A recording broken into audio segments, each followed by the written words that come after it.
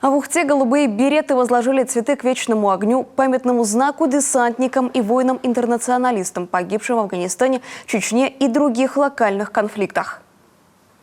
День ВДВ для меня и конкретно моей семьи – это день памяти,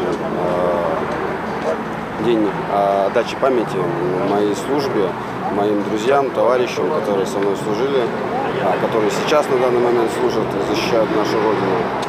Это одна семья, это все мои братья, это мы одна семья.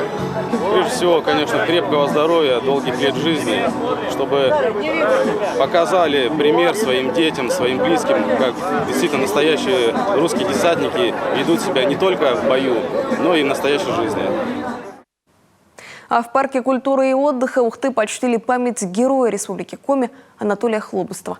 Он погиб при исполнении воинского долга. На мероприятии организовали сбор в поддержку СВО. Подробнее об этом завтра в нашем выпуске новостей. А теперь к другим темам.